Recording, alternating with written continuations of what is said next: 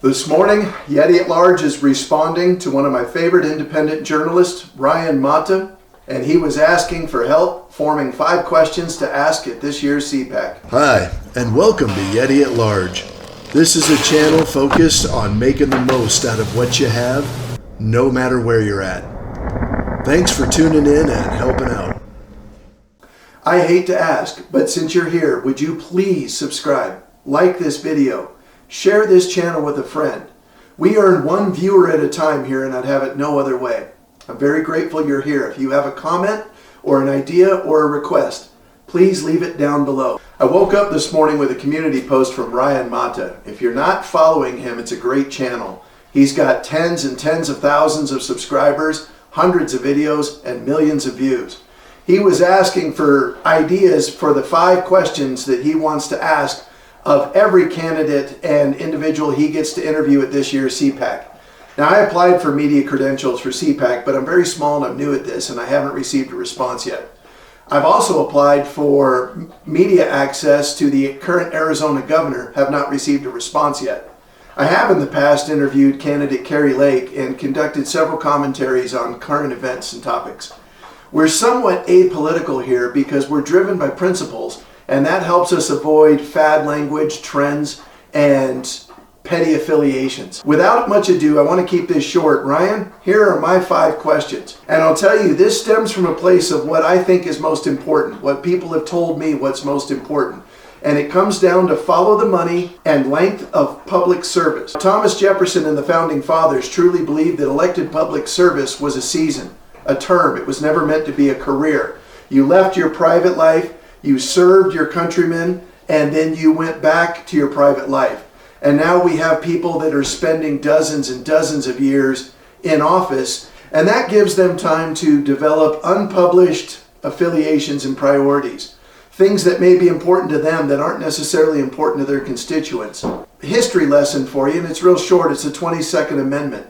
Interestingly enough, Franklin Delano Roosevelt, president through the Great Depression and through World War II, most of it anyway, was literally on the verge of 4+ terms. Upon his death, Congress acted at light speed. In less than 2 years, approved the 22nd Amendment, sent it to the states, limiting presidential terms. Interestingly enough, they didn't seem to limit their terms. So when we look at federal service, much of the judicial branch is unlimited in length of service. That way there's no affiliation. The executive branch is limited to 2 terms, effectively 8 years, with some leadway for appointments of office. But there are no limits on the legislative branch. So my number 1 question that I would ask is, are you in support of legislative branch term limits? I've heard the concept of 12 years being thrown out because of a 2-year term in one side and a 6-year term in the other side. You could have a combination of the 2 that would allow somebody to serve for 12 years, do the public's work, and then head home. So that question is, would you be in favor of reasonable term limits on the legislative branch? The interesting thing is those founding fathers, specifically Thomas Jefferson, also stated, in public service, and in effect, you are public property. And as such, you belong to the public trust. It was Abraham Lincoln years later who said, take frequent public opinion baths. Get out and circulate amongst your troops and let them know that you come to them without fear. It's unpopular speech that needs to be protected more than anything. So if you're in an elective office and you have critics, you sense criticism, those are the people that you need to be available to. Now, people need to be diplomatic and they need to exercise proper etiquette, but that doesn't mean they don't have to be extremely honest, and some of that honesty hurts. It can be painful. It can be tough to deal with.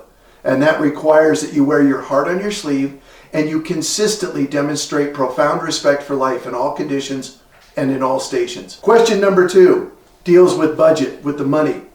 Would you be in favor of locking down the budget, preferably under a constitutional amendment, to reflect a portion of the productivity of the nation? I'm sure those economic scholars could come up with a factor of GDP, inflation, home ownership, credit card debt, wages, unemployment, etc., etc. But would you be in favor of locking spending, locking it to a rolling average of domestic productivity so that we never spend what we don't have? You could also twist this and take it to another couple of angles. Would you be in favor of any and all foreign aid only being approved through congressional process, i.e., no money goes overseas unless the legislative branch fully and completely approves of it? Another angle of that is, would you be in favor of all spending sunsetting so that it needs to mandatorily be reviewed at reasonable intervals to ensure that it's still serving the intention and the needs of the people?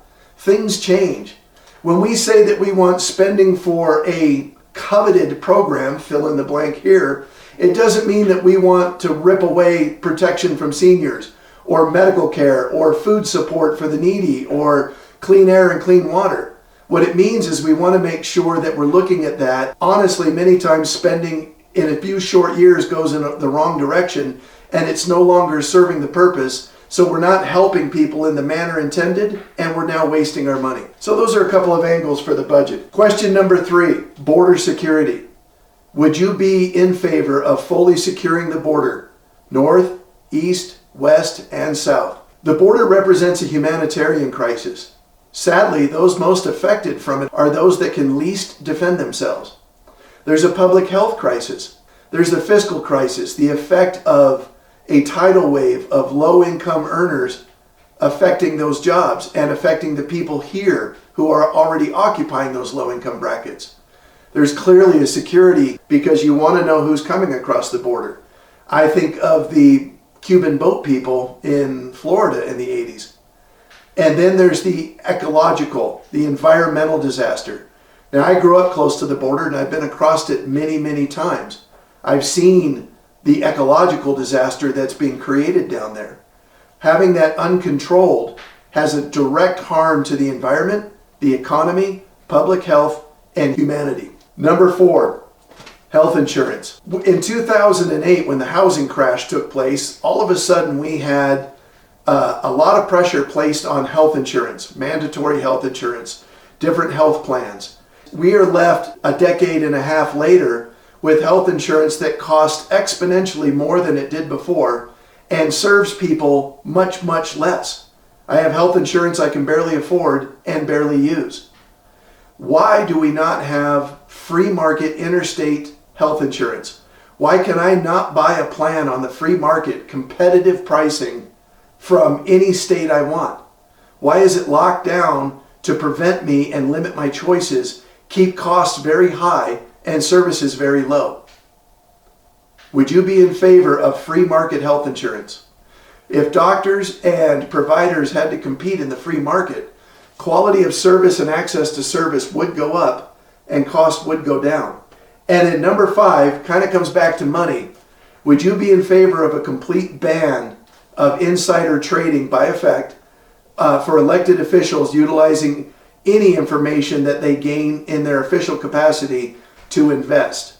Now, there's been a lot said about this recently, but this isn't something new.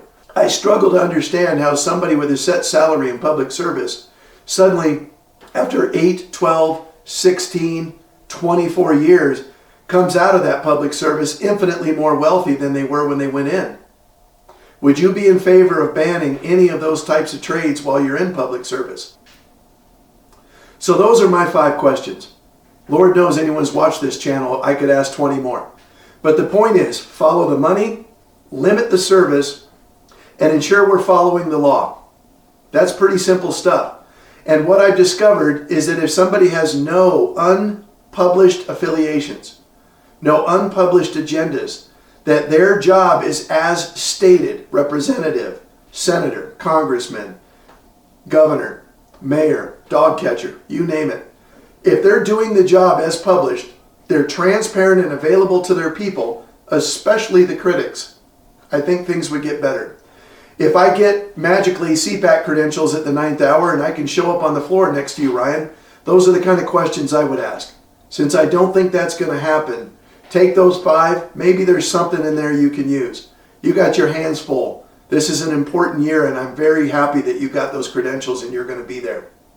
Good luck to you, and thank you for tuning in.